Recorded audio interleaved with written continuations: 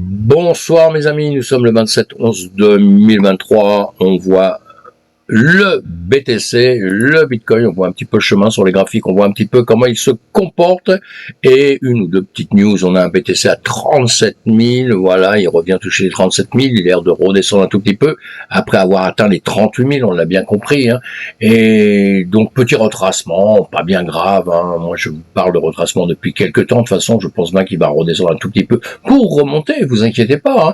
Et si vous êtes débutant dans l'écosystème, allez sur bitcoin.fr, vous allez déjà trouver les adresses de meet-up importants pour aller connaître, rencontrer la communauté, et aussi dessus vous aurez comprendre Bitcoin. Vous avez plein de choses. Il y a d'autres sites que je vous nomme aussi à longueur de temps. J'ai aucun intérêt chez eux, juste qu'ils font un bon boulot, et donc il est important de les mettre à la une, d'en parler, puisque moi mon but, en tout cas sur mes vidéos, c'est que vous avanciez dans l'écosystème, c'est que vous appreniez un maximum de choses.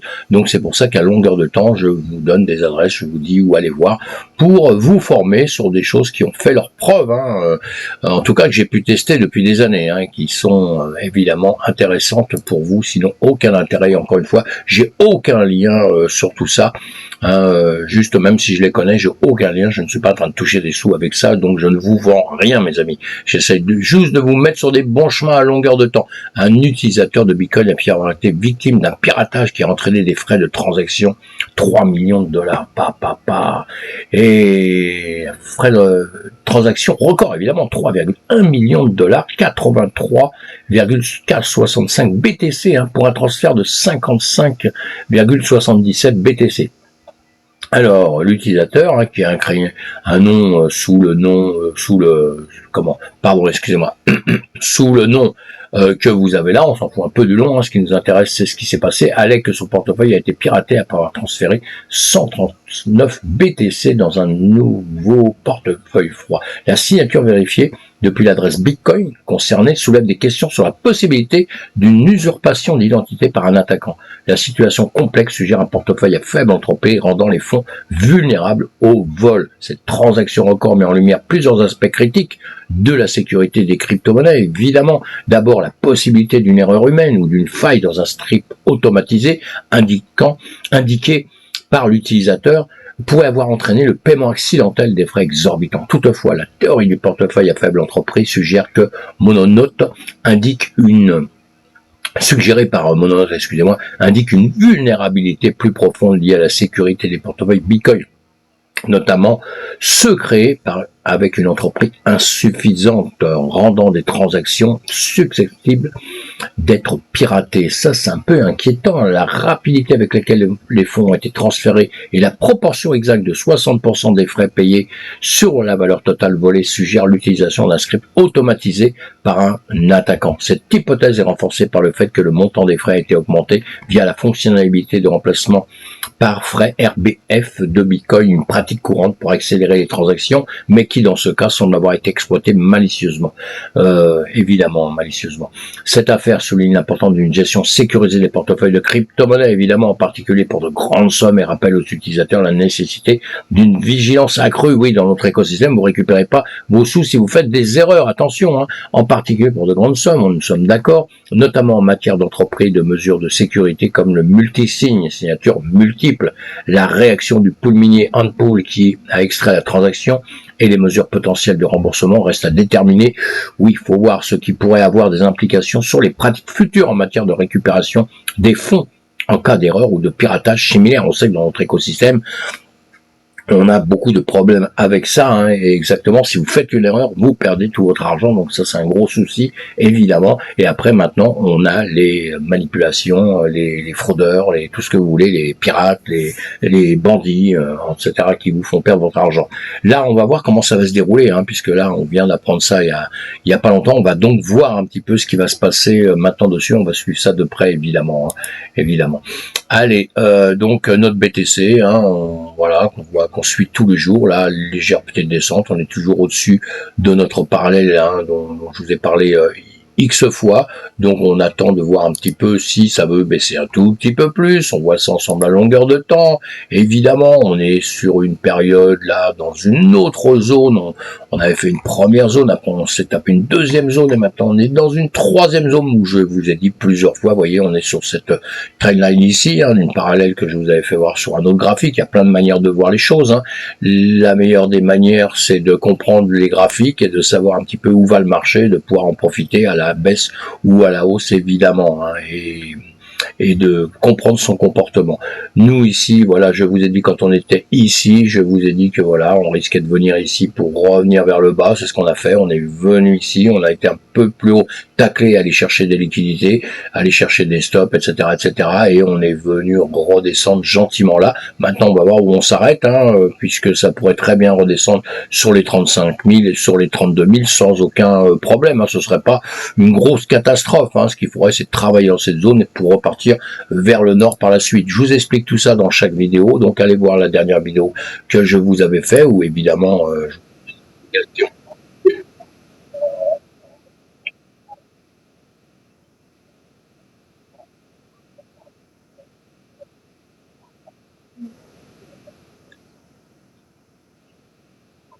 voilà, on reste pas plus longtemps sur cette vidéo, c'est ce que je vous expliquais. Je vous expliquais aussi qu'on pouvait très bien revenir, redescendre, comme je l'ai dit, les 32 000 hein, par ici, hein, les 32 000, on pourrait très bien venir travailler là-dessus, et les 25 000, les 20 000, je pense qu'ils sont relativement morts maintenant, mais les 25 000 sont toujours là, hein, on doit toujours les garder un peu dans sa tête, et on verra. Nous, on fait avec le marché, hein, il n'y a jamais de certitude à 100%, encore une fois, on n'a pas de boule de cristal, on suit le marché, on essaye de faire ce qu'il faut. En revanche, il y a certaines périodes où c'est pas la peine d'acheter si vous voulez faire du long terme, comme là aujourd'hui. Enfin, vous pouvez toujours acheter si vous faites du très long terme. Dans 10 ans, vous savez plus de ce que vous avez fait aujourd'hui, mais sinon, c'est toujours bien acheté aux meilleures positions. Donc, il y a des fois où, comme le marché se retourne un peu, redescend un peu, c'est mieux d'attendre un peu, de savoir ce qu'il fait. Comme actuellement, comme je vous l'ai dit il y a quelques temps, attendez un tout petit peu, hein. Vous achetez à un meilleur prix ici que vous achetez ici. Vous l'aurez compris, hein. Ça fait toujours plaisir d'acheter au meilleur prix que à chaque fois d'aller acheter au plus haut, au plus haut, au plus haut. Après, ça rebaisse. On pleure pendant 2 mois avant de retendre que ça remonte, hein. Vous voyez ce que je veux dire? C'est ça que j'essaie d'expliquer. Voilà, je vous ai tiré ces traits-là. Vous l'avez vu sur la vidéo, hein, que je vous ai montré. On est venu ici, on était ici, voilà, et je vous avais dit à ce moment-là qu'on allait redescendre un peu. On est redescendu, ce qui moi me paraît tout à fait logique, hein. C'était un endroit où pour les traders on pouvait justement vendre les profits qu'on avait pris ici pour aller à la limite repartir en short, repartir sur cette période-là pour aller prendre des trades, hein. Les niveaux, je vous les avais donnés, donc je vais pas vous les redonner maintenant, hein. Ils sont ici, on voit bien, hein, puisqu'on est venu travailler plusieurs fois. Ici, on est revenu encore retravailler ici, hein, pour maintenant redescendre. Donc on travaille sur ce niveau que je vous avais donné aussi dans le passé. Donc tout ça, ça nous sert. Qu'est-ce qui va se passer maintenant? L'ambiance a l'air d'être un petit peu à la baisse, hein. On va le regarder avec, on va regarder ça avec notre Ichimoku comme on le fait à longueur de temps. On va enlever les dessins simplement. Voilà, on va mettre notre Ichimoku. On voit bien qu'avec l'Ichimoku en 1 heure de temps, on est descendu, on a une petite réflexion ici, on va le regarder en 4 heures de temps, parce que normalement, en règle générale, je vous dis toujours, dès que vous arrivez sur vos graphiques, regardez toujours dans des temps supérieurs, dans des temps beaucoup plus importants. Pourquoi? Parce que ça nous donne quand même la tendance, hein. La tendance était quand même à monter, avec ici un retracement. Alors vous voyez ce qui se passe ici en 2 jours. En 2 jours, on l'a déjà connu dans le passé, vous voyez, on monte, on redescend, on remonte, vous voyez, donc ça, c'est pas catastrophique, hein. Pour l'instant, pas du tout catastrophique, même, puisqu'on est sur la Tenkan ici, hein, donc on est au-dessus de la Tenkan, on est venu chercher Méché en dessous, mais pour remonter en journée, évidemment, on va le regarder en UTT en dessous, on a un nuage qui est toujours en train de monter, hein, la Guispa qui est toujours en train de monter aussi, donc dans les médias, bon, tout va pas trop mal. On va mettre le SAR, non, c'est pas ça que je voulais faire. Je voulais mettre le SAR, voilà. Je vous mets le SAR aussi. Le SAR nous dit qu'on est en train de monter dans les médias. Alors, on regarde en 4 heures de temps. Là, en 4 heures de temps, on nous dit qu'on est en train de descendre, plutôt, on est en train de descendre. On vient dans le nuage ici. On est venu tacler la SS la SSB, pour remonter. La dernière bougie en 4 heures est quand même verte, hein, est en train de remonter. Là, la Greenspan est ici quelque part, on va la grossir pour la voir un peu mieux, parce que bon, je finis par être un peu mieux. On voit bien ici, voilà, on est en train de tacler ici, hein, et donc on a Tenkan Kijun ici qui font un seul corps, et on a la Greenspan qui vient ici, qui va casser peut-être en dessous ou pas, suivant évidemment ce qui va se passer ici, mes amis, hein. Donc là, en 4 heures de temps, en 1 heure de temps, toujours intéressant d'aller voir, en 1 heure de temps, on voit bien qu'on est en train de réfléchir, sous la Tenkan, sous la Kijun, là, la Greenspan qui est passée sous le nuage, sous la Tenkan, sous la Kijun, qui est donc en bas. Donc là, si on étudie ça comme ça, 4 heures, on voit bien, on se pose des questions, mais quand même, on est passé en dessous de tout ça. Petit croisement ici. Là, la Greenspan qui retombe. Ici, on est en train de se battre avec ça. Là, la Greenspan ici qui vient là. On a tendance à baisser. En 1 heure de temps, on voit bien qu'on est carrément passé en dessous, évidemment.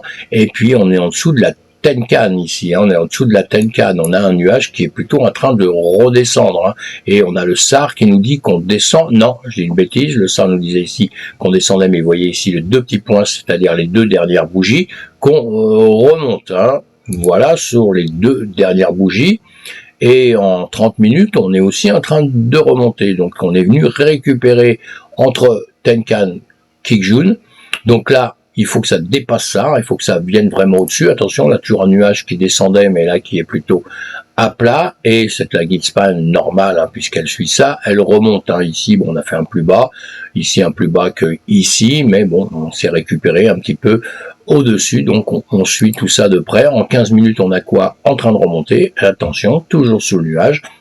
Là, la Greenspan qui vient tacler, qui passe les prix, qui tacle la Tenkan. Donc voilà, maintenant il faut qu'elle repasse au-dessus. Le SAR nous dit qu'on est en train de remonter. Bon, on l'a bien vu, on l'a bien compris. Attention, on est donc un peu mitigé en ce moment, en train de remonter, en train de redescendre d'un côté. Vous l'avez compris que c'est pas si simple et qu'on serait plutôt en train de réfléchir à la situation. Moi, ce que je vais faire là, je vais tout enlever et je vais mettre ça en 4 heures. On va regarder entre nous comme ça. Qu'est-ce qu'on voit ici, vous voyez? Qu'est-ce qu'on voit? Eh bien, on voit un marché qui est plutôt en train de monter, qui nous a fait des grandes remontées, hein, boum, très puissant. Et là, voilà, on remonte gentiment, avec peut-être un petit peu de faiblesse ici, puisque là, vous voyez, on fait pas plus haut, on vient rechercher ce niveau ici. Et en revanche, ici, on est faible aussi, on vient toujours chercher ce niveau-là, ce niveau-là, ce niveau-là. Là, on le dépasse un peu pour malheureusement être pris par une bougie ici, vous voyez bien, qui reprend tout d'un seul coup. Hein. C'est-à-dire, c'est quoi? Ça veut dire quoi? C'est que acheteurs, vendeurs se bagarrent et les vendeurs sont plus forts que les acheteurs. On l'a compris tout de suite. Hein. Et là, boum, on redescend. Maintenant, on peut prendre ça aussi, un plus bas ici, un plus bas qui est plus haut. Et ici, pour l'instant, eh bien, on est encore plus haut. Il n'y a rien de dramatique ici. Hein. Et depuis ce niveau-là, on a un plus haut ici et un plus haut ici qui est un peu plus haut. Voilà. C'est pour ça qu'on prend sur des temps beaucoup plus longs, hein, puisque quand on est en temps toute petite unité de temps, on peut se faire aussi très peur. Donc on réfléchit bien à tout ça, on apprend justement à étudier et comprendre un petit peu tout ceci. Bon là effectivement qu'il y a beaucoup trop de choses qui peuvent nous perturber hein, dans l'instant, on va tout enlever, les volumes c'est très important de regarder les volumes hein, mes amis. Hein. Et donc on a tous nos dessins ici, une chose aussi à voir, ceci, voilà, donc on travaille sur cette zone, hein, on l'a bien vu, hein, plus haut, plus bas. La chose aussi importante, c'était à voir avec la bougie d'hier, de la dernière journée, plus haut, plus bas, je vous l'ai pas mis là, plus haut, plus bas, mais on voit bien qu'de toute façon, on est en train de redescendre. Et ici, il faut pas descendre en dessous de ça. Ici, vous voyez, vu le creux, on en profite un peu, hein, on se pose des questions. Et donc, si on dépassait là, si on menait noté là, eh bien, on reviendrait, comme je vous l'ai dit, X fois, on reviendrait évidemment sur les 35 000 facilement. Hein. Là, c'est ce que je vais vous refaire un trait quand même. C'est pas grave. Ici, ce plus bas là, ce plus bas ici, on va tracer ça, et voilà. Là, on peut descendre tranquillement jusqu'ici, hein, ok. On peut descendre tranquillement jusqu'ici, et voilà, et voilà. Hein. On n'oublie pas qu'on a eu des zones en dessous aussi qui sont là, Hop, on peut les tirer parce que c'est toujours jouable, hein, avec quelques petits trous à l'intérieur, mais c'est toujours des plus bas qu'on a eu ici, qu'on peut venir chercher sans problème, hein. Ça fait beaucoup de dessins, là, je comprends parfaitement quand on regarde ça comme ça en 4 heures de temps, mais encore une fois, moi je ne travaille pas avec ce genre de choses, je fais ça parce que on est censé apprendre quelque chose à chaque fois, essayer de comprendre pour les débutants, essayer de comprendre un petit peu ce qui peut se passer. Donc je vous laisse ce qu'on a vu avant, hein, pour pas vous dire que je change d'avis toutes les 2 secondes et que je vous dis les choses autrement. Je pense toujours la même chose. Le point sensible ici, dans les heures à venir, dans les 4 heures à venir, c'est cette trendline que je vous ai mis ici. Donc on va faire ça comme ceci. Ici, voilà. Ici, c'est le danger dans les médias. On va le mettre en jaune puisqu'on le met toujours en jaune, ce genre de choses, hein, pour s'habituer. Voilà, toujours savoir ce qu'on veut. Vous voyez, c'est des points sensibles ici. Maintenant, on est parti beaucoup plus bas. Donc, on oublie ce qui s'est passé là-haut. Hein. Je vais les effacer comme ça nous fait des petits trucs un peu en moins. Ici, c'est mince. Voilà, aujourd'hui, nous sommes à cet endroit-là. On va se mettre en minutes pour pouvoir le mettre convenablement. Comme ça, on retrouvera demain quand on va revenir. Voilà, je repars sur mes 4 heures. Vous avez compris, là, quand on revient, pardon, je reviens en arrière, 15 minutes, je vais essayer d'aller aussi vite. Vous voyez, là, c'est beaucoup plus clair, hein. Vous voyez, tous les dessins qu'on a, là, vous vous dites, ah mince, à quoi ça sert et tout, mais quand vous faites des points de repère, encore une fois, vous éliminez au fur et à mesure vos points de repère, sinon vous en aurez beaucoup trop. Vous devez apprendre tout seul à faire les choses sans indicateur, sans rien, et là, vous voyez, avec des supports, des résistances, vous pouvez travailler fortement. Vous voyez que ce support bleu qu'on a ici, puis pourquoi support? Parce que là, on travaille dessus, hein. On revient ici, on retravaille dessus, hein. Il nous sert de support ici, il a servi de support, et il a servi de résistance, il a servi de support. Donc, une zone importante, et vous voyez, on vient travailler dessus. Vous voyez qu'ici, on ne sait pas trop ce qu'on doit faire. Ce sont donc des zones importantes pour nous quand on trade et qui nous donnent une indication quand on vient de là-haut. On sait déjà à peu près où est-ce qu'on va aller tacler, etc., etc. Allez, sinon, il y a d'autres choses que je vous enlève aussi pour pas avoir 50 millions de... là, ce que je vous avais mis en bleu, on va le remettre tout de suite parce qu'en réalité, c'est les dernières bougies d'hier, donc on ne voit rien parce qu'il y a trop de choses. On va l'agrandir comme ceci, vous allez voir, et voilà, le bleu comme ça vous sert à vous voir la dernière bougie, si je ne dis pas de bêtises. Oui, hier c'était celle-ci. Voilà, donc le haut, le bas de la bougie ici, et comme ça, quand vous êtes maintenant en unité de temps beaucoup plus petit, vous avez cette ligne-là, hein, je peux vous les mettre en plus gros si vous voulez pour les comprendre mieux, ici, voilà, et celle-ci, c'est ce qu'on avait hier. C'est important pour moi, c'est toujours important de voir ce qu'on avait hier, il y a 2-3 jours, tout ça, pour savoir si dans la journée, on est en train d'aller plus bas ou qu'hier, donc on est en train de descendre. On voit bien, on est passé en dessous de ça, hein, ça veut nous dire qu'on est en train de faiblir, là, de reperdre un peu de force. Mais vous voyez, on revient travailler dessus. Vous voyez que ce sont des points qui sont quand même sensibles, puisqu'on revient travailler ici, on revient travailler ici. Vous voyez, c'est les points de repère que vous pouvez vous prendre. La bougie d'hier, là, donc la bougie d'hier. Moi, je prends les mèches, hein. Il y en a qui prennent que les clôtures de bougies. Alors, on peut prendre les clôtures et les mèches. On peut faire un travail tout ça, mais là, il faut déjà être avancé, sinon vous allez être perdu. Moi, je prends les mèches simplement, et les mèches sont toujours pour moi très très intéressantes, hein. Voilà, mes amis. Donc ici, nous travaillons là. Donc entre nous, en 15 minutes, en 1 heure de temps, on regarde, ça on revient même, hein, sauf qu'on a moins de bougies, vous voyez, ici, et cette zone-là. Donc important de savoir si on va sortir par ici ou si on va sortir par là. Pourquoi je vous dis ça? Parce que on voit bien qu'on est en train de réfléchir dans nos bougies là. On descendait, on est remonté, on revient travailler à l'intérieur de celle-ci. Hein. C'est très très parlant, hein, toutes ces bougies. En train de reparler ici. Et là, on est en train de retravailler sur cette bougie avec évidemment le prix qu'on a ici. Donc voilà, on va voir ce que ça va faire jusqu'à demain matin. L'ambiance serait plutôt un petit peu à la baisse, hein. Voilà, hein, l'ambiance générale serait peut-être un petit peu à la baisse. Pourquoi revenir rechercher un peu? On est venu chercher un peu de bénéfices ici. Il se pourrait qu'on vienne chercher un peu de liquidité plus bas. Donc dans l'immédiat, comme je vous ai dit tout à l'heure, on s'occupe de ce niveau-là. On va s'occuper du niveau qu'on avait plus haut hier, parce qu'on pourrait très bien remonter pour aller rechercher au-dessus ici, vous voyez, hop, parce que ce niveau ici, tiens, je vais le laisser là, celui-là, ce niveau ici, on va venir le rechercher, hein, on ne sait pas quand, hein, mais on va revenir rapidement le rechercher, et rapidement ou pas rapidement, mais on va revenir le chercher, et dans les médias, en tout cas, ce qui nous intéresse, c'est les petits niveaux du dessous, hein, c'est ici.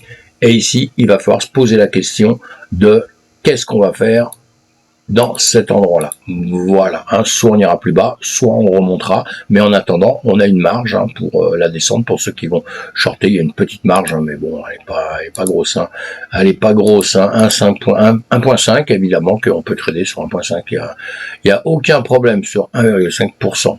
Bon mes amis, à demain, on se retrouve sur une autre vidéo. On reste prudent, on voit bien que ça bloque ici et ça a l'air de descendre un peu, donc je serais pas étonné que ça continue à descendre. Et s'il veut monter, ben on fera en sorte que, et si on ne sait pas quoi faire du tout, eh bien on fait rien, on attend que ça parte dans une certaine direction, puisqu'on voit bien pour l'instant on est quand même en travail sur tout ça. Alors hein, les traders peuvent travailler là-dessus. Quand on est débutant, on a quand même assez de mal quand même à prendre des décisions, hein, et on prend pas des décisions quand on se retrouve au milieu de quelque chose, parce que là si on regarde bien aussi, pour faire un peu du simple, je vais vous enlever ça aussi, voilà, si vous prenez le haut ici, vous prenez le haut ici, vous prenez le bas, hein, vous faites des zones, une zone ici, une zone là-haut, et vous regardez où vous êtes, eh bien en règle générale vous êtes un petit peu dans le milieu, et quand on est dans le milieu et qu'on est jeune trader, on n'y touche pas, on attend d'être en haut ou on attend d'être en bas, on va pas s'amuser à aller travailler au milieu d'un plus haut et de plus bas, vous voyez, parce que là vous allez être largué, vous allez toujours partir dans le mauvais sens. Donc on attend un petit peu, on est prudent, on apprend un peu, on comprend tout ça et après on va trader. Allez, à bientôt mes amis, faites attention à vous, je voulais que ça soit pas trop long, on se retrouve demain, bye bye, ciao.